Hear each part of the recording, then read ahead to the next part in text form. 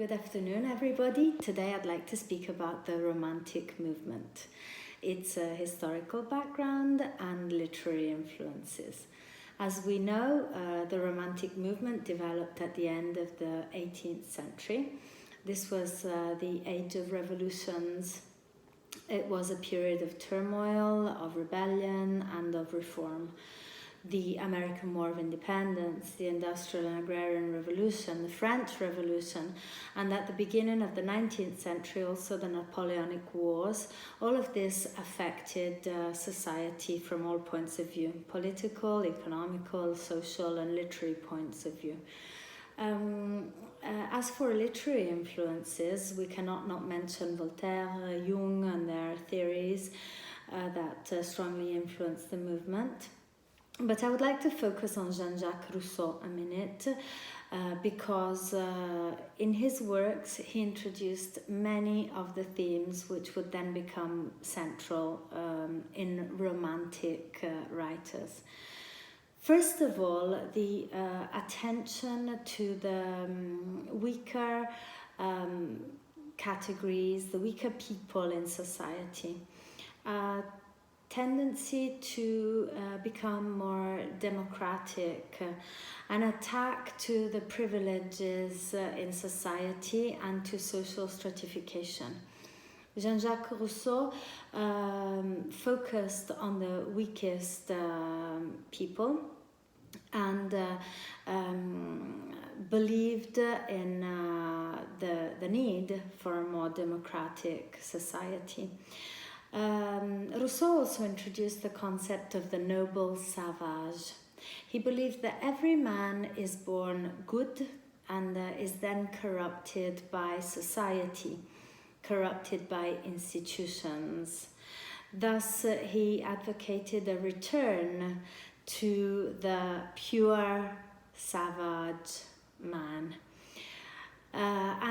In relation to this, we can also introduce another concept which was important to Rousseau, which is the attention to childhood.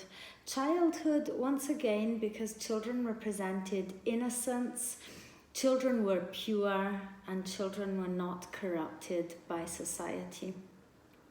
So, together with these extremely central themes of Romanticism too, Rousseau also focused on contact between man and nature.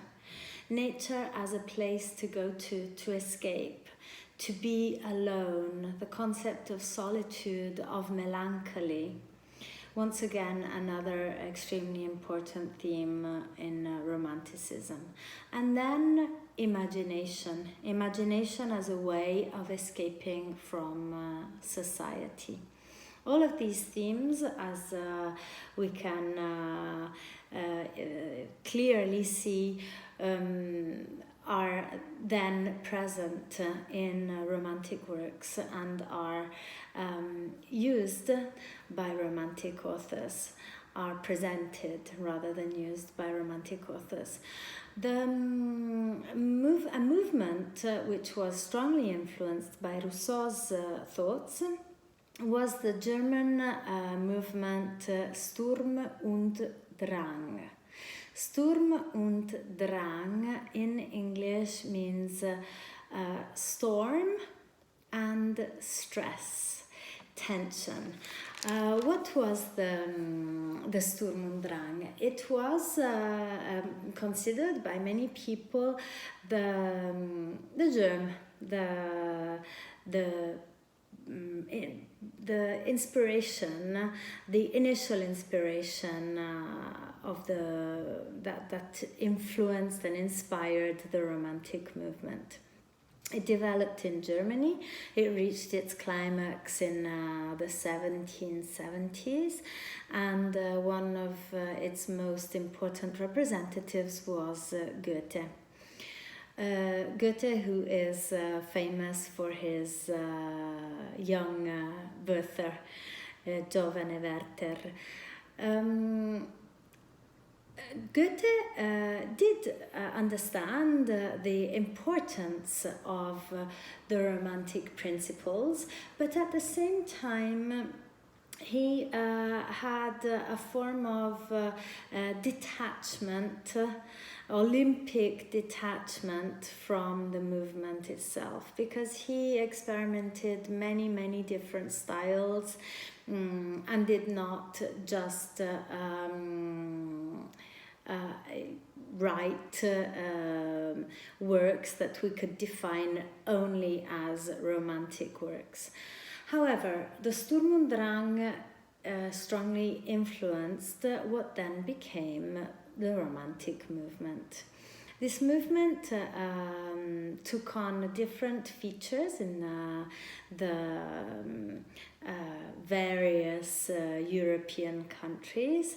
So it was philosophical in Germany, it was revolutionary in France, it was patriotic in Italy, and it was literary in England. What can we say about Romanticism in English literature? First of all, the word itself, romantic, makes you think about emotions and feelings immediately. So it is clear, it is easy to understand and to state that emotions and feelings became crucial for writers of the time, in contrast with the rationalism of the previous periods. Together with this attention to emotions, we have to consider that this was perhaps the first time that writers really put all their emotions into their writing, and they became the actual core of the production themselves. They wrote about their true and deep feelings. They became protagonists of their own poetry. And this is why individualism is also considered another extremely important feature of Romanticism. Individualism and also introspection and meditation, and solitude and melancholy, together with this tendency to look inside oneself, meditate, and be solitary too. But there are many other features in Romantic writing. For example, some writers introduce exotic backgrounds, exotic places, supernatural events, and from this point of view, we can mention, for example, Coleridge. Imagination plays a central role in the Romantic movement as well, because through imagination, writers, the poet, could escape from reality, and in actual fact, the poet could also actually recreate reality. There is another important theme in Romanticism, and it is the attention to the past, in particular to the Middle Ages. And once again, the writer was able to recreate, and bring back also history in his works, his or her works, to be politically correct. What else can we say about Romanticism? We have spoken about nature. I have jotted down some concepts on the board, which you cannot see, obviously, because I've chopped the board up, but it doesn't matter. Nature became crucial. If you think about it, it's very easy to speak about the core concepts of Romanticism. All you have to do is read one of Wordsworth's poems, like, for example, My Heart Leaps Up. It's very short, it's just a few lines, and in those few lines, all the concepts of Romanticism emerge. First of all, because he is speaking about a rainbow. He is describing a rainbow, he's not speaking about it in his poem, and this is the natural element. His heart leaps up when he looks at this rainbow. What does that represent? It represents the emotion he has in relation to nature.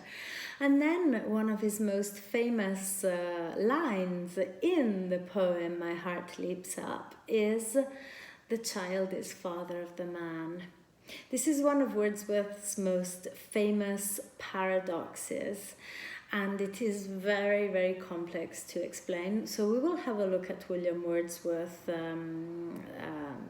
in another moment. We will have a look at him together, hopefully in a video conference.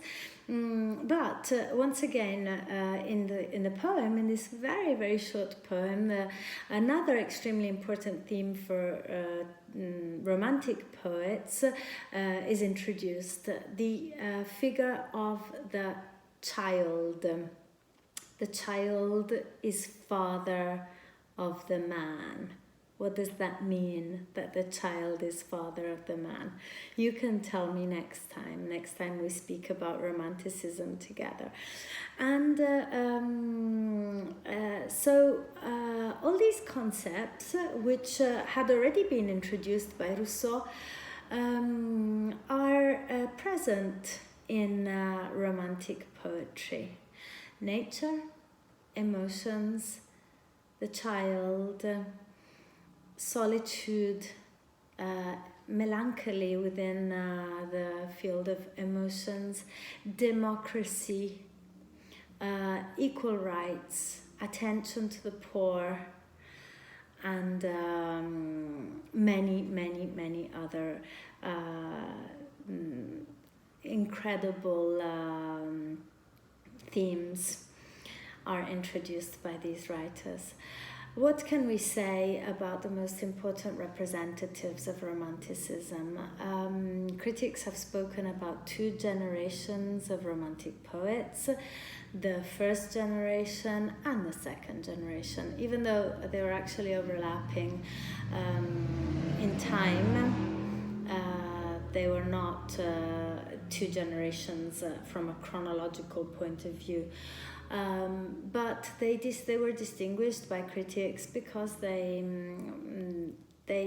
presented different features in their works.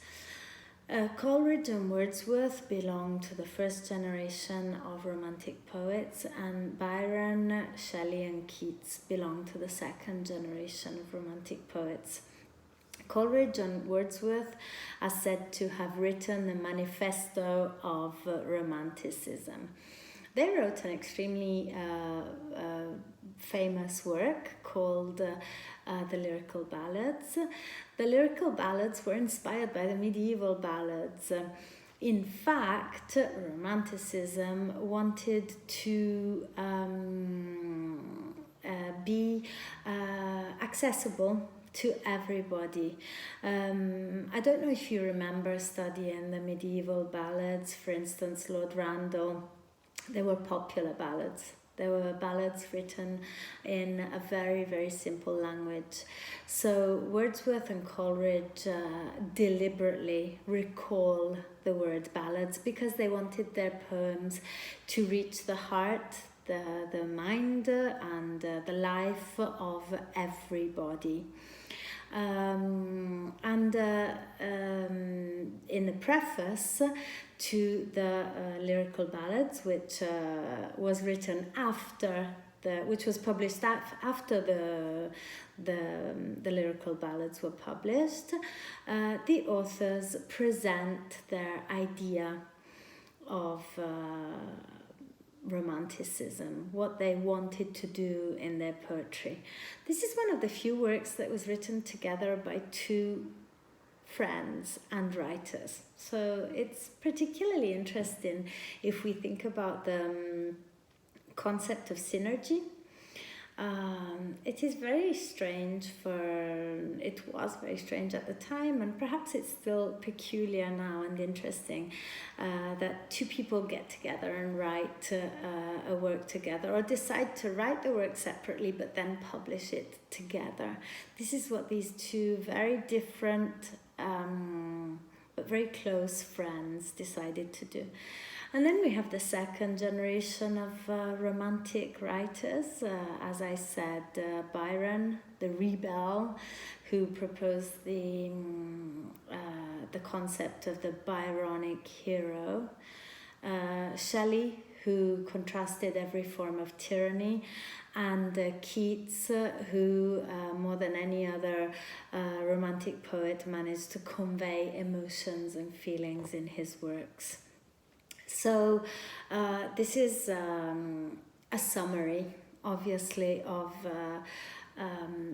the features of Romanticism. It's very, very hard to put together so many concepts and try not to speak for too long, because I know that after 15 minutes you start getting tired, and it's hard for you to concentrate and understand language that you do not, that's not your first language, your L1.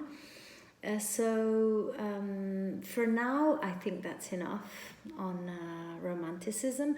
I will prepare another video for you, maybe focusing on Wordsworth's works.